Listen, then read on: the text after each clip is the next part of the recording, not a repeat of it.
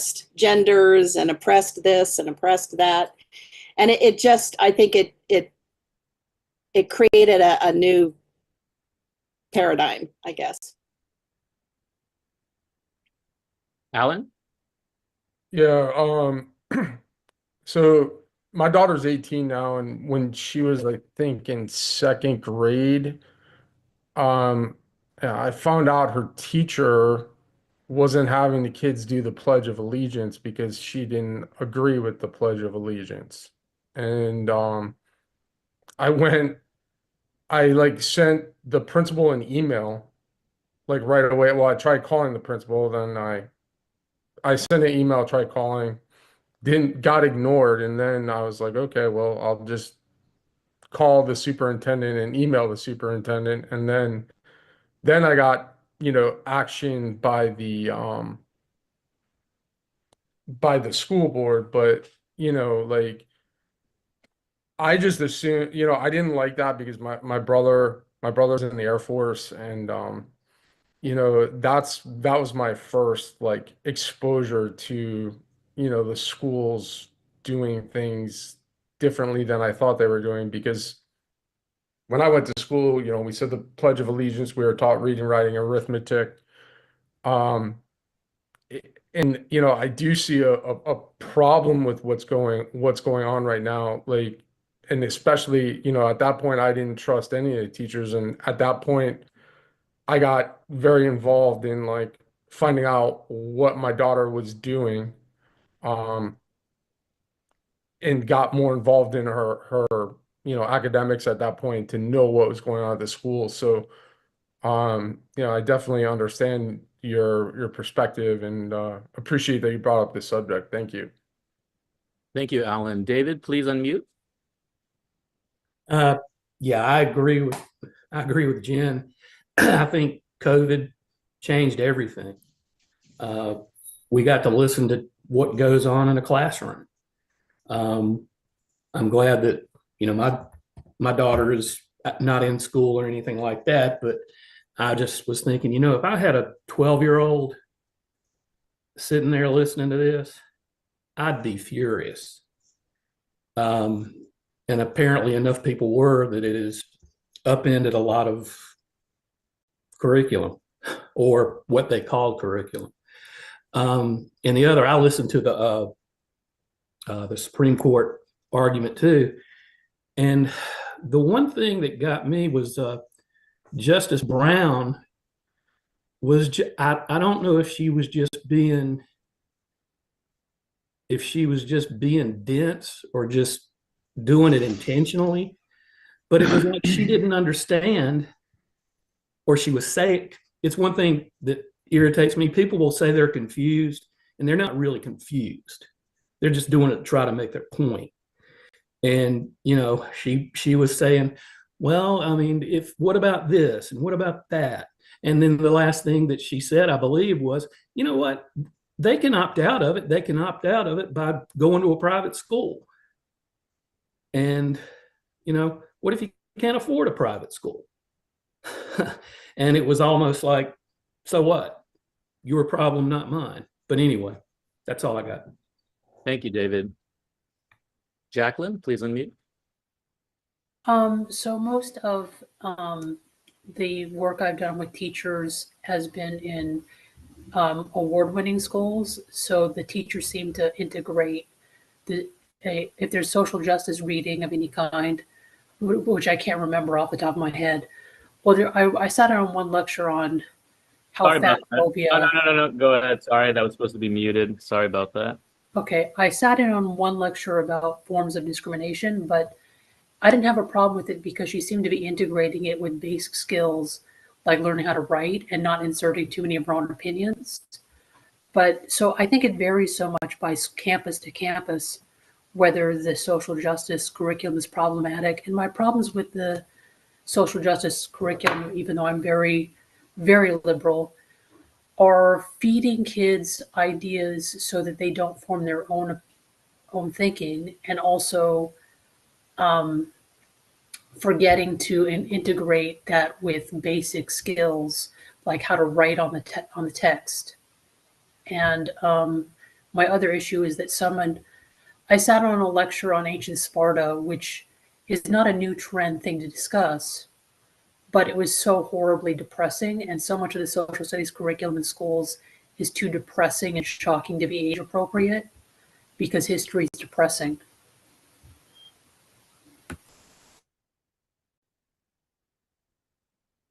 It needn't be depressing. Deborah, with your hand up. Hi, thanks. I missed the beginning, but it sounds like we're talking about the education thing. I've done a really deep dive on this because I am part of a community where it's mostly liberals who have been concerned about the imposition of critical social justice ideology into all aspects of society. So we interview people, we've done deep dives into curricula in different schools. And one of the factors that does come into this too is that the schools of education have sort of taken it on in their sort of mission to be teaching teachers that's important to put this sort of ideological material into what they're teaching. So that's, it still can vary from school to school, but it's kind of coming down from where the pipeline where teachers are coming from. And it's alarming too that it's often spread not just in, say, the social studies class or whatever, but they might do a math problem, for example, and it might be like, well, there were this many non-binary people and this many what percentage are whatever, right? So there's these different ways that they can embed some of this thinking. Anyway, I'll listen on further because I want to hear more how other people are kind of coming at it. But I guess I've sort of moved more towards, I think, the parents. It's kind of question is, what is education for? What are common values we actually do share? Should any particular party be pushing? I know a lot of liberals would not like Christianity in the schools and that being taught to people. Can we consider some of the political views that the left is having as, not necessarily having objective basis? And, should we be teaching that? Anyway, I can say more, but I'll just pause for now. Thank you, Deborah. Professor Kenny and Jen mentioned wanting to reply. Professor first. Yeah, I've been an educator for a long time. I just don't think that this stuff should be in the classroom. We should be teaching math, science, uh, English, of course, which is a joke. I have college students who use, LOL and OMG in their papers. It's ridiculous. And this whole social experiment, you're supposed to figure that out on your own. That's what high school is about. High school is a social exercise. It's where you first learn to really interact in a more mature way with other people. It's where you first get your girlfriends, where you experience sex, where you might experience your first taste of alcohol or a first taste of drugs or whatever it is. Experimentally. I'm not saying become drug addicts or whatever. I'm just saying it's how you figure things out. And remember, when you were a teenager and you were figuring things out, what did you do? You avoided your parents, right? You avoided those things with your parents. So in the college level, I know I'm running out of time here. The college level, they push this left agenda on you. Even when I get reviewed and whatever, they suggest I should show more gay films and all kinds of stuff like that. And I just agree and just still do what I want to do. Thank you, Professor. Jen. Sorry, I lost my train of thought because I was laughing there at that last bit. I guess, Deborah, one of the questions I wanted to ask, since you have done a deep dive and talked with people about this, is why are they feeling it is important to add all of this to the curriculum? And, I guess my thought is when you're in the high school years or whatever, to have a class on stuff like this. But I've heard math teachers that are being told to integrate it into their math class. So it's just bizarre, but that's my question for Deborah. Why are they feeling it's important to do this? Somewhere there's some notion, I'm still trying to understand it, that, basically society has these various systemic issues when we have racism, thisism, thatism, that otherism. And somehow there's this notion that this is so bad that we need sort of a whole of society shift of this, and isn't the great lever through education. So there's such a sense of we know we're right, we know there are these ills, and we know we need to push this out to everybody, and this is the way to do. I'm not agreeing with it, right? But we have to get it everywhere, and we have to get it in the kids early. Like the earlier we entrain them in seeing all these different ills and getting them upset about it, and then making sure. And I want people to know that there's things that should be taken care of in this life, right? Like that we should attend to. But getting small children scared about climate change or thinking everybody's being racist, or I don't think we need it, but there's just some thought if we don't get them early thinking about these things and caring about these things and getting to be activists. There's a lot of activism even built in the lower grades. So they think there's a very bad problem, and they think we really want the children taking this on. Sharon, sorry. Well, my biggest concern is I can't even think of one good reason why you would want to sexualize pre-K through sixth grade like that. There was a time where that would be criminal, like perverse. The other thing is, I started school in kindergarten in 1974. We had just come out of the Vietnam War, the 60s with all the civil rights, racial violence, and the beginnings of Watergate. And quite frankly, nobody felt the need to teach us when I was going through elementary school all the things I needed to know before I needed to know them. I think we just need to let little kids be little kids and teach them that if you don't have something nice to say, don't say anything at all. And if you're gonna bring cupcakes for your birthday, you have to bring one for everybody. I think this need to make little kids become little adults is going to do a lot more harm than they think is going to do good. Thank you, Sharon. Chris, please unmute. Yeah, I think part of the problem is that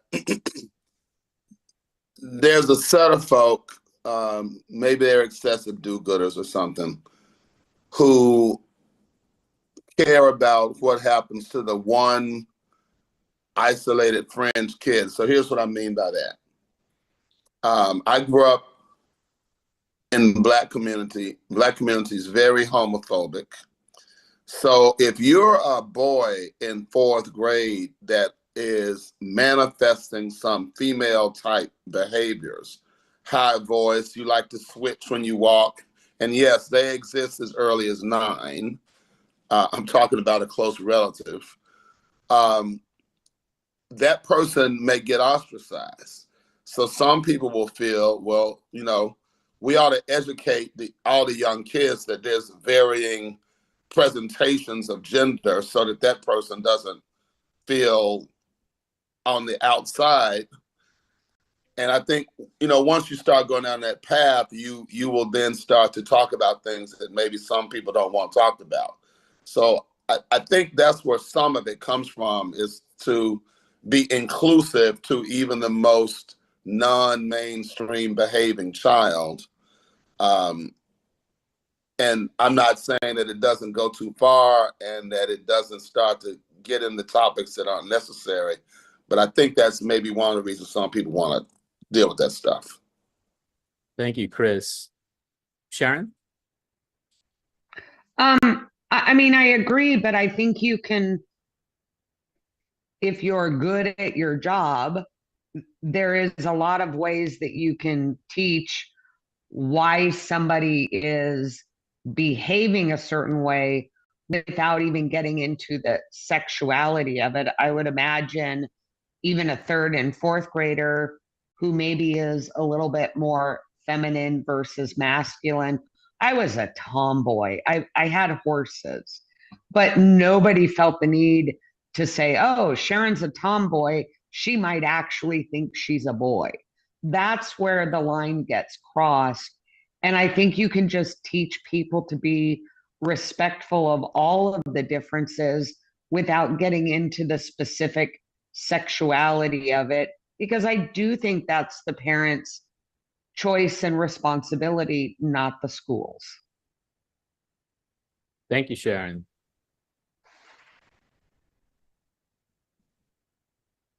Jen, unmute, please. Sorry. I understand what you're saying, Chris, and I can see that.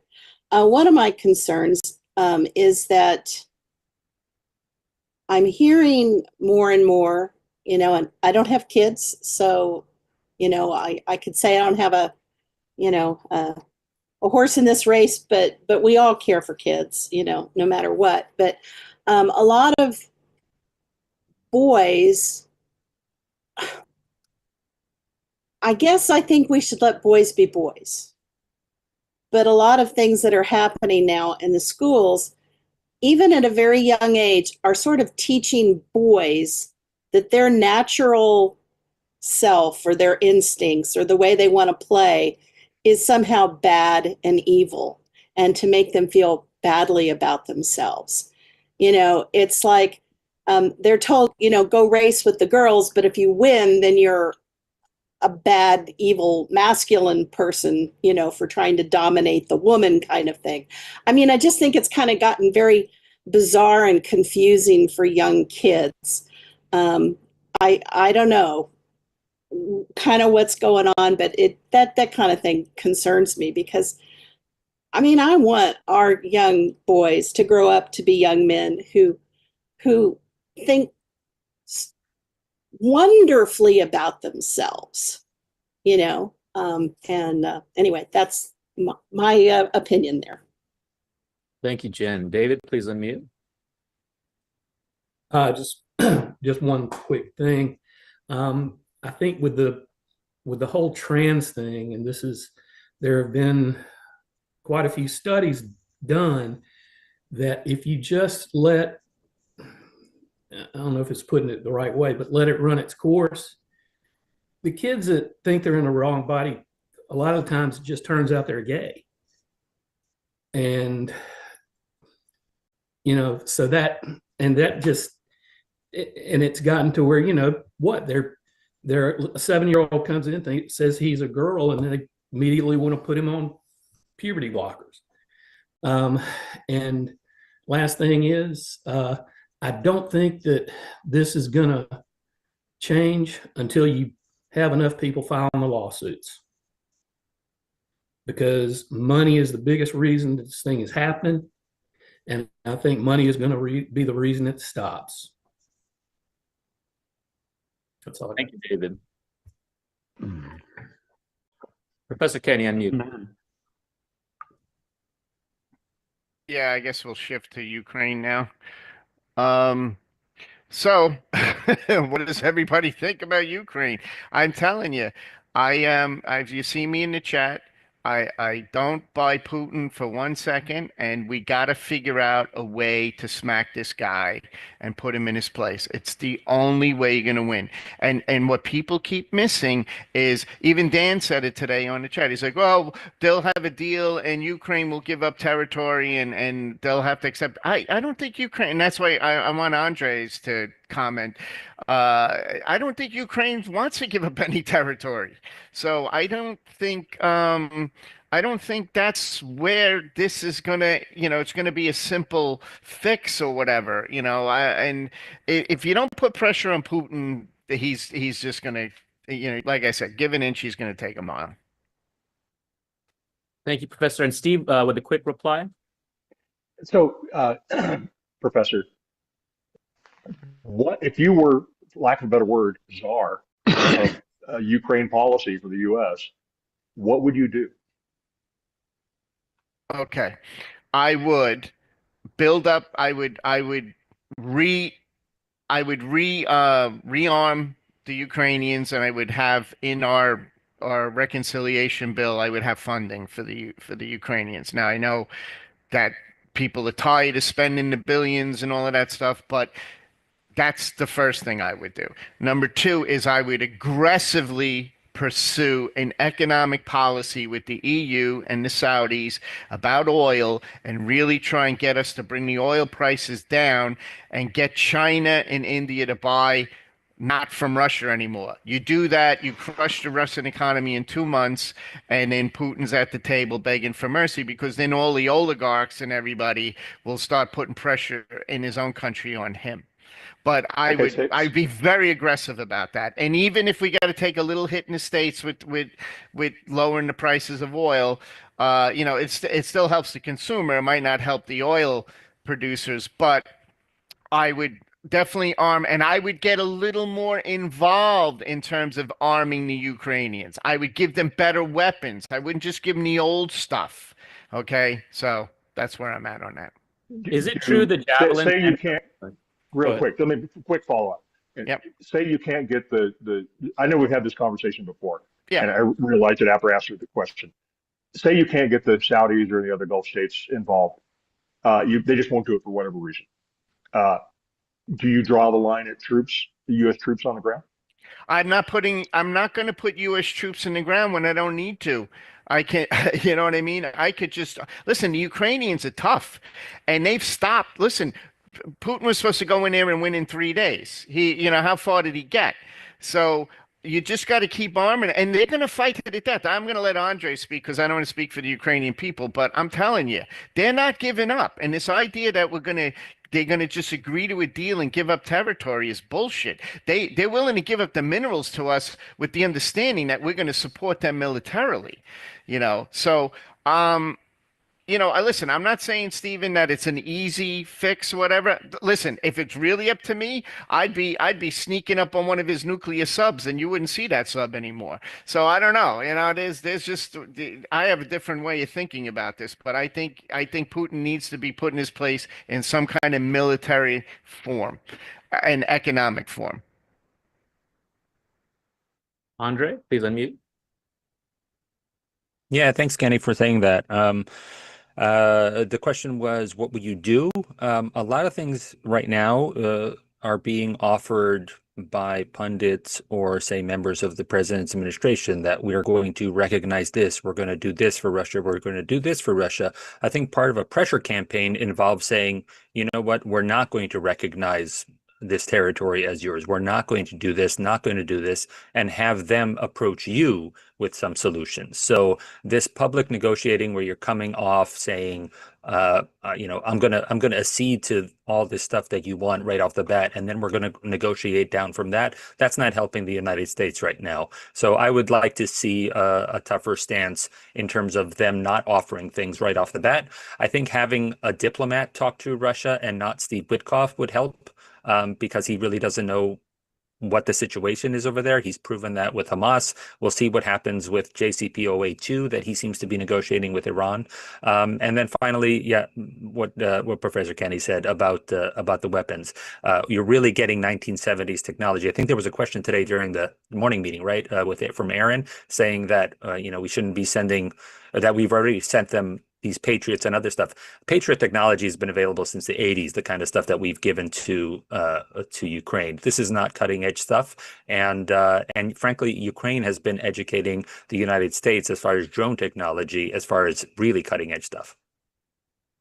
Andre, if it was, let's say, Black Sea port access was the issue, I mean, is there any issue that's on the table that you say, okay, well, this is one point that is a sticking point or a bullet point for a peace between Russia and Ukraine?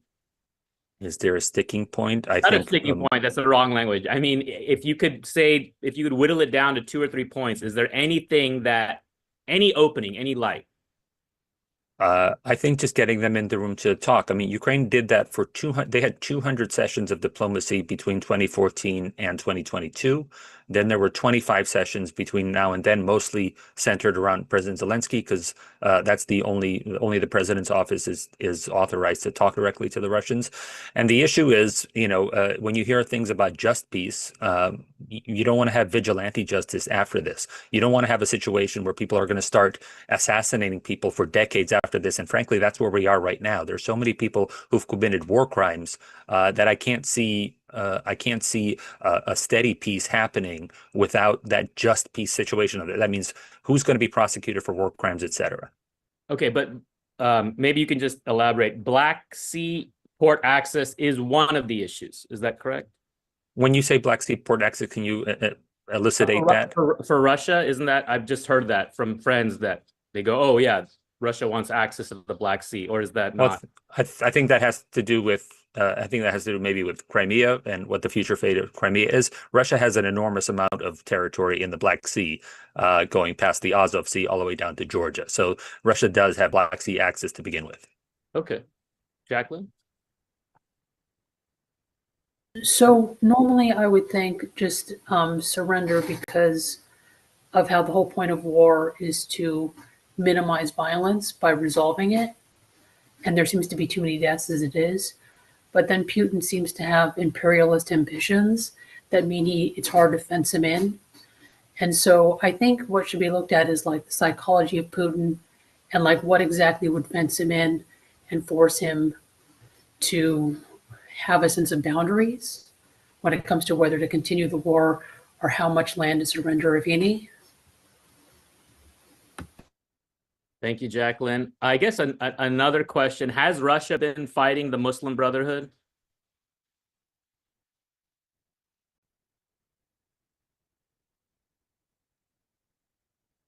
Okay, I'll just throw it out there. Michael, next.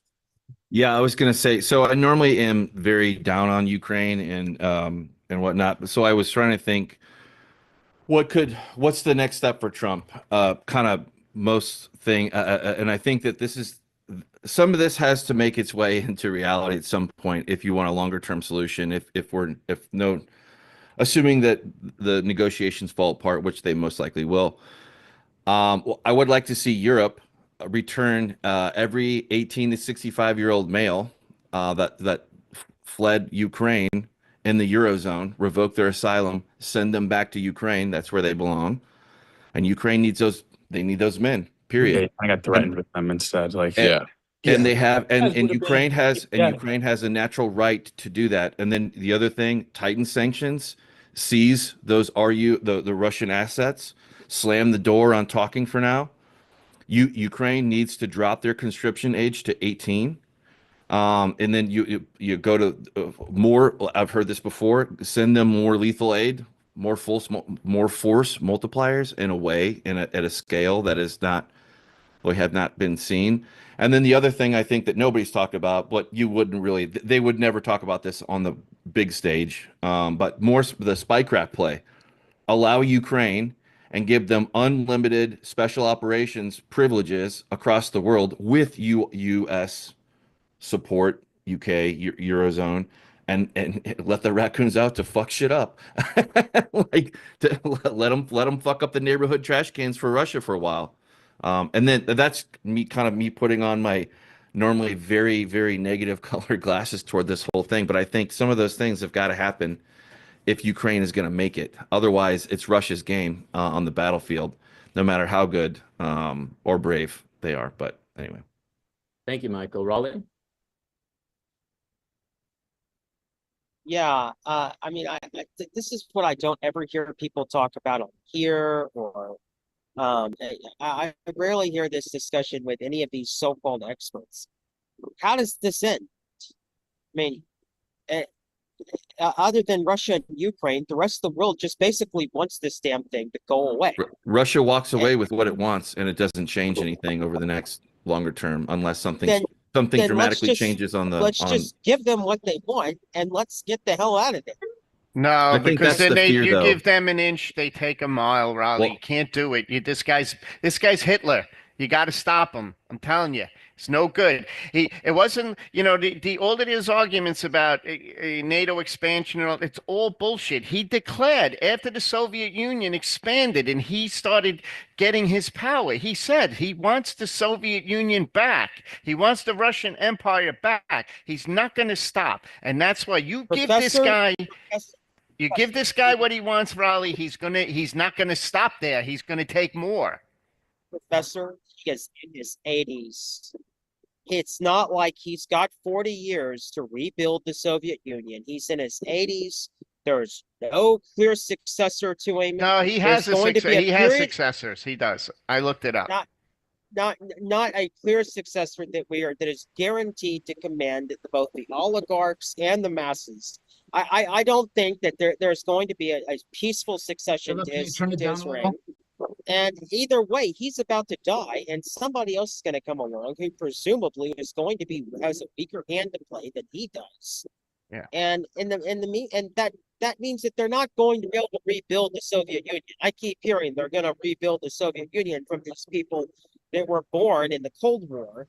And I'm here to tell you, the Soviet Union isn't coming back.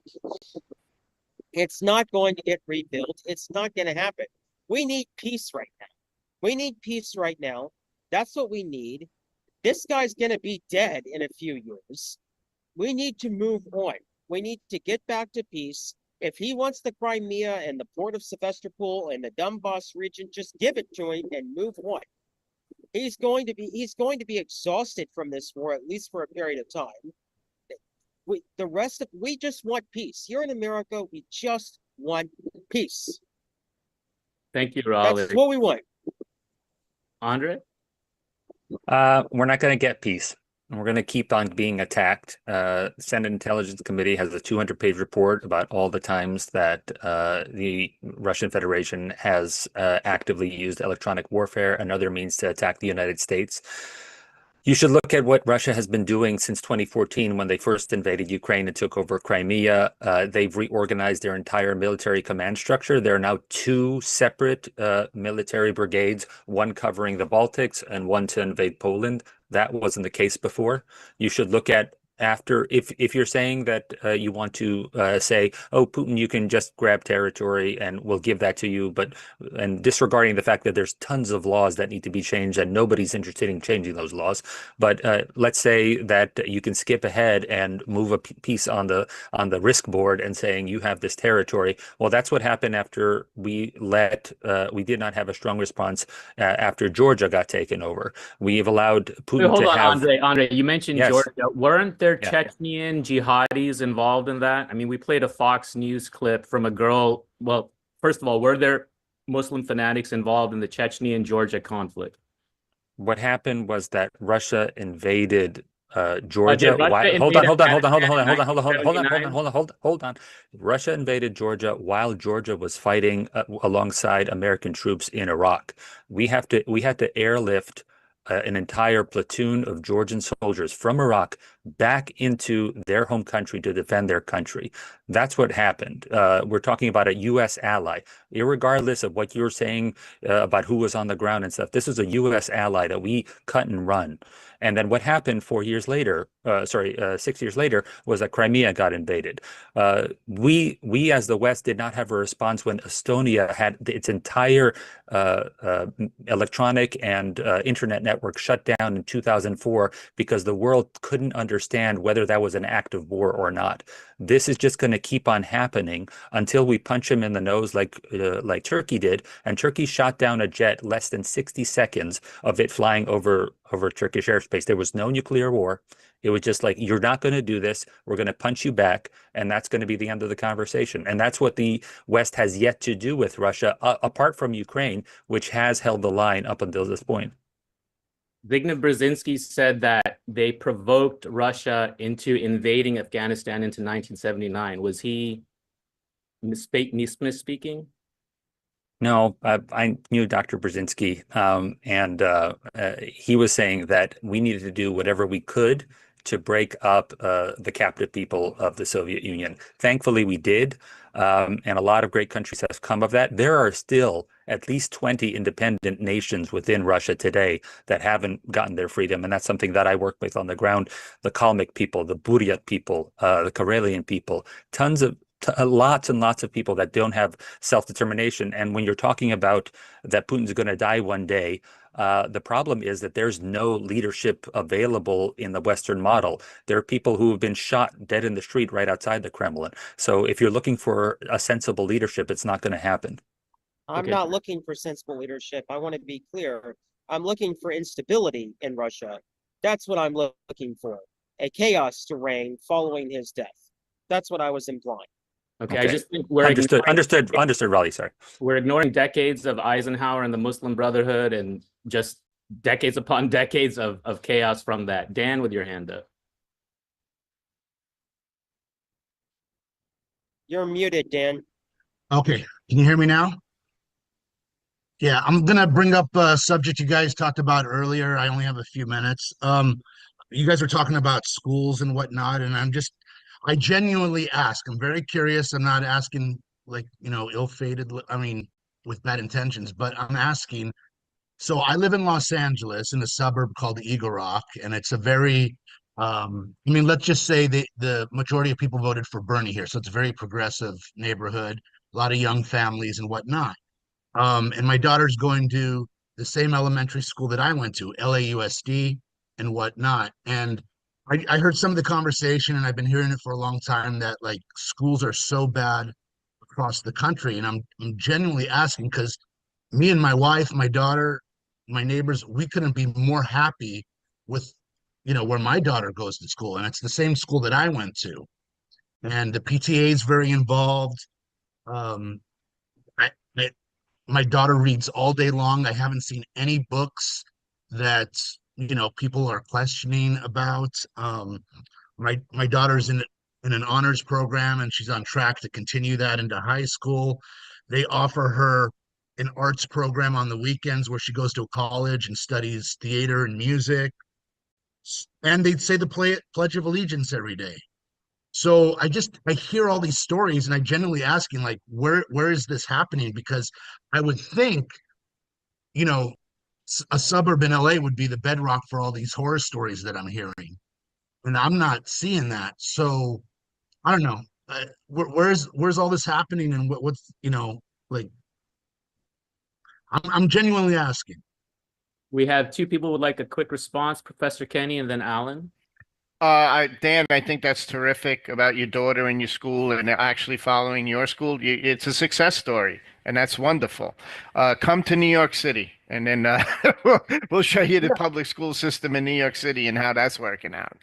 It's a lot different, but that's good, Dan. I'm glad, and I fully understand what you're saying. Like, oh, people would think suburban LA or whatever, but no, listen, there's got to be success stories also, so that's wonderful. But it's not I would say your situation, I don't want to say exception to the rule, but close to being the exception to the rule. So do you think that LA could be a good example, a model for other schools then, I including would New think York? I would think your situation, Eagle Rock, would be a good example. But we're part of LAUSD. It's all the same Okay, throughout so Los if it Angeles. if yeah, but is it successful in other suburbs? Like, that's the thing you got to figure out. If it's because if it's if you're saying Eagle Rock is successful, what LA's huge. You know what I'm saying? So what other parts of LA are if they're successful as well, then yes, it should definitely be a model. I just wanted Alan? to Okay. say one quick point on that. San Francisco, they threw out their entire board, their entire education and replaced it. So, not every school's the same. Not every school district in California is the same. Maybe LA has something special going on. Alan? Okay. Yeah, That could very well be true. Real quick, my daughter, the situation when she was in elementary school, she was going to school in Palm Beach County, Florida, in Boca Raton. So it's a really good school district. I mean, really good. And Florida's, I mean, the school is good, but it's my whole point was like this was an isolated incident with this one teacher, and the teacher, after I got involved, got reprimanded pretty harshly because I went straight to the superintendent. She also went to school in Broward County, which is another pretty good school district in Florida, and that was in Coral Springs, Parkland area. Um, Is there any data that anyone knows about correlation between PTA involvement and school success? Does anyone have heard anything? Because I could just tell you that our school's PTA is just, I mean, so impressive. So I well, don't know. I my feeling on education because I grew up in Michigan. I did like half my education, half my like education in Michigan, half in Florida. And when I lived in Michigan as a kid, I lived in West Bloomfield outside of Detroit, and the West Bloomfield city ran the school. Um, and the school was like amazing. Transitioning to Florida when I came and I'm just saying this as a student looking back, I felt the schooling in Michigan was in the city school was run better than the county school, because where I lived in Broward County, like I said, I lived in Coral Springs, Parkland. The schooling was great there, but then you go through other areas of Broward County, and there's just like this, and it sucks because it's usually socioeconomic. The schools in the better socioeconomic areas are generally better schools than the schools in the um, lower income areas of the county. And that's something that needs to be figured out, because as a whole, like Broward County is a good, pretty good school district as a whole, but there's still like air, poorer areas in Broward County tend to have poorer schools. And that's something that needs to be figured out, because, like you said, you're in the suburbs of LA, but like, what about, I'm sorry, I ran over, I'm done. What Well, about the areas let me just be outside? on record that Los Angeles, California is doing something right. Okay, I know Chris wanted to reply, and then Jacqueline. Quick. Yeah, my father was a high school principal. My mother was the president of the Memphis PTA and held statewide jobs. So I grew up in a house where this was discussed all the time. The number one driver of whether a school appears to be good, and I want to underline that phrase, appears to be, is what houses are in their community.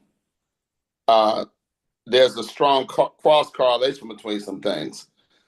Why do some parents get more involved in PTA? Because their lives are in order and they have the time to focus on that. There's a lot of stay-at-home moms, like my mom was. They're more educated households. I think, when you take really poor kids who God knows what was going on in their house before they got to school that day, God knows what's going to be going on in their house when they get home that night. They don't have the emotional bandwidth to focus on certain things. And when you're surrounded by those kinds of kids, a teacher, even the best one, spends so much time dealing with discipline and despair, it's hard for them to even teach the ones who could do more. Thank you, Chris. Jacqueline, please unmute.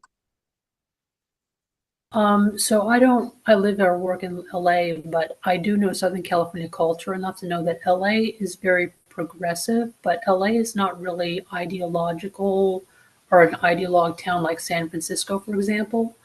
So in LA, not everything is seen through because I have this belief we should do things this way kind of mentality. And I think that's a big part of it in comparison when you're comparing to more other really liberal cities. And also, not every school in LAUSD is the same. And I know this because I do work for one of the biggest school districts in California where the same state rules apply. I work for San Diego Unified. And whether you're in a certain zip code makes a world of difference when it comes to whether they can attract staffing, whether there's competition for an opening, whether all kinds of things. Thank you, Jacqueline.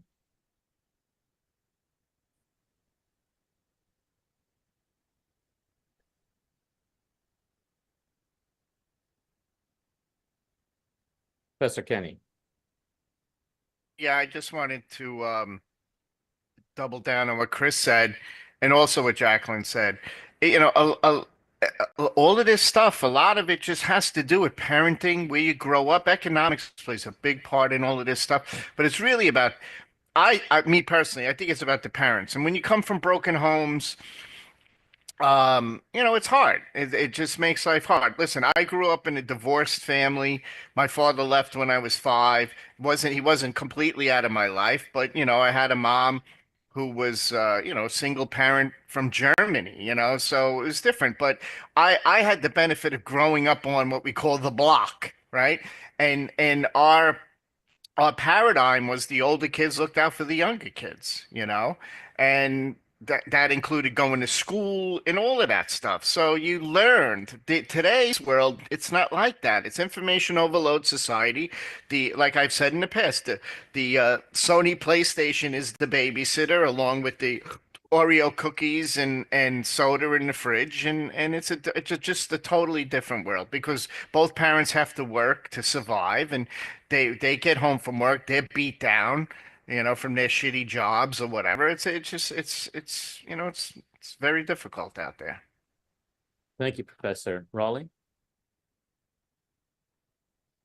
Unmute. Yeah, I just want to point out that this about, wealthier neighborhoods can attract better staff and poor neighborhoods can't attract as good a staff. That's always been an issue. That's forever been an issue. I keep hearing the far left talk about this every time. That's not a solution to a problem. You're just bringing up the problem. And this isn't going to fix anything. You're not going to change that. I got news for you. That's never going to change, regardless of how many times you bring it up. So you got to come up with a different way to fix the school system. And that's not it. You're never going to change the fact that better neighborhoods are going to attract better staff. You are never, ever going to fix it, regardless of what you say. James?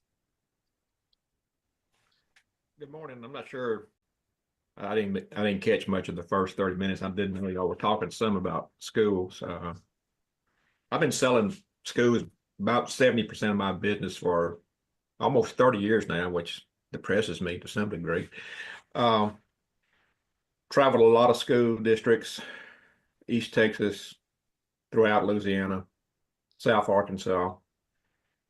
Spent a lot of time talking to principals, sometimes behind closed doors, because they said, come on in, even though you're a salesperson, come on in, close the door. I need a break. Working with a lot of teachers. So a lot of what I've heard is correct. And Chris was talking about just the struggle of what parents do, what parents have to go through. I have seen some really outrageous scenes in schools. But one of the more common scenes I've seen is that sometimes I'm in a school early in the morning and I will see mom show up with their kid because the kid missed the bus. The kid was actually probably ready to go, but mom literally walks in house shoes and a house coat. Looks like she just got out of bed. Poor kid is embarrassed. So those are situations where maybe she worked all night or maybe she didn't work at all. I don't know. But I do know that one thing that drives a good school is a great principal. If they do not have a great principal, that school is not going to succeed. I've seen gone into schools where they had really bad principals and you think it's a horrible school, and they'll change principals and everything goes great. I've been in the schools which were really run well because they had a very good principal and a staff. They change, the principal moves up to, we call it here the central office. They bring in a bad principal, the school goes down. So again, a lot of that is just about leadership. Thank you, James.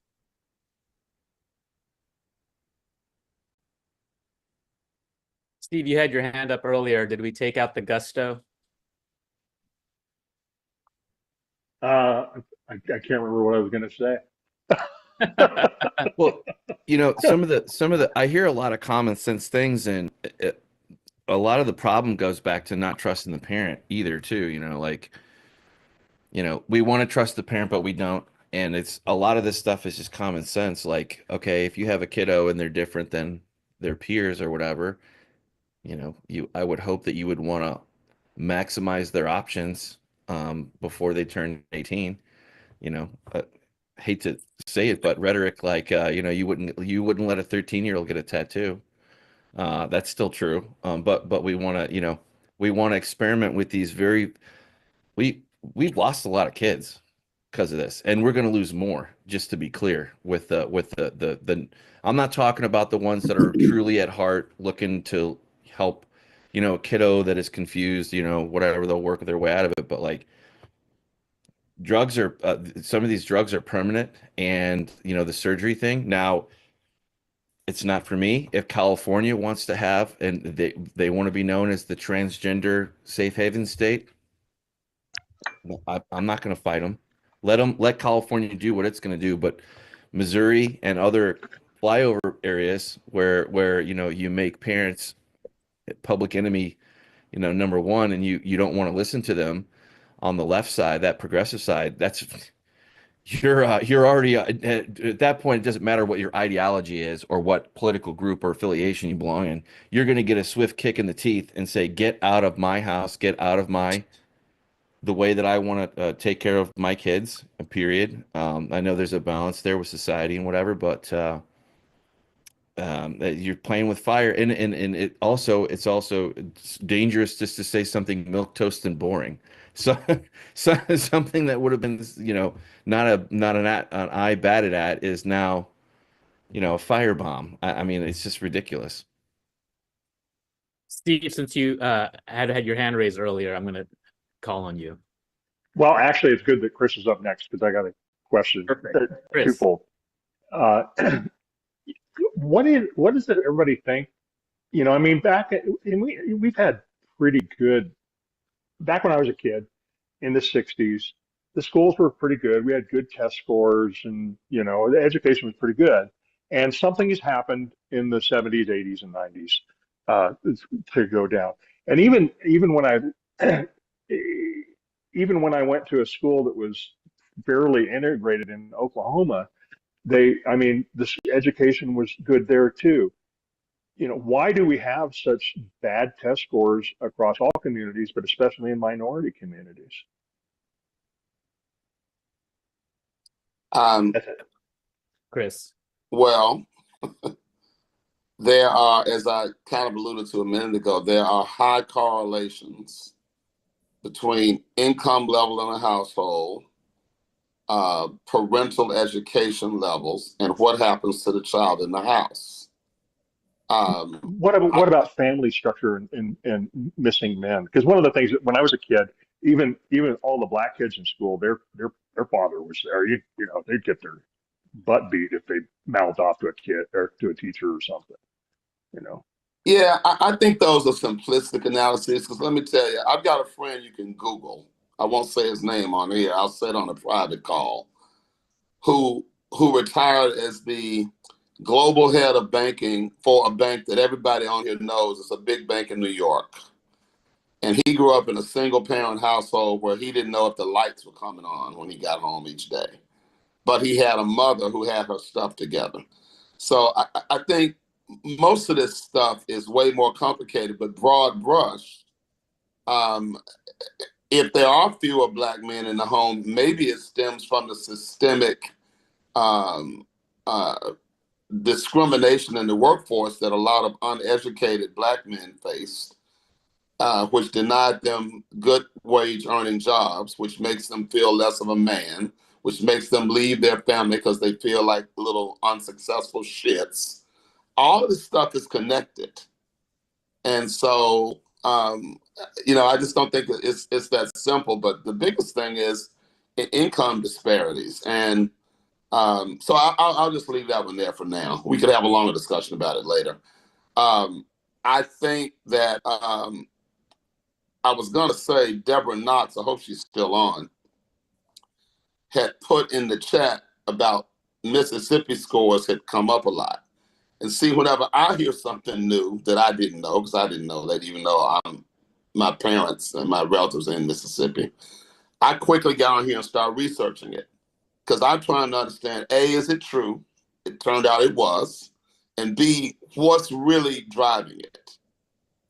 And not saying I discovered in 3 minutes everything that's driving it, but there seems to be a lot of sentiment that one of the major factors driving it was that Mississippi put in a policy that if you can't score well enough on the test at third grade, you don't get passed on to fourth. So guess what? When in the community, the parents find that out, they're going to make sure if I can't help my child with that reading lesson, my neighbor's smarter than me, I'm going to send my child over there in the afternoon. Standards with consequences. And I've said for years, Steve, that we ought to have a rule in this country that if your child gets to first grade not knowing certain stuff, your parents need to be required to go to a mandatory training program at some point, because we will end up paying for that little uneducated joker by putting his butt in prison 25 years from now. I agree with you completely on that. I mean, I don't know what it is now because I'm old and I don't have kids in school, but I remember when I was in school, there was always somebody in the class who had been held back at some point, or usually early on. They had to do kindergarten twice, or But they had to not do. enough of them. Well, no, I think back then I think it was targeting the kids that really needed to be held back. And tell me, parents, how often are your kids' peers are they being held back now? Okay, well, Probably not very thank you much. for that, Steve, and we'll get to you tomorrow, Professor Kenny. We got to close Sorry out if we the cut show now. anyone off, but that's a wrap. Remember, you can catch us live Monday through Friday from 10 a.m. to 11 a.m. Eastern. It's your chance to join the conversation and have your voice heard. Just check the link in the description or visit americastalk.show. Together, through the free exchange of ideas, we can truly make America great again. Don't miss out. Tune in and be part of the dialogue.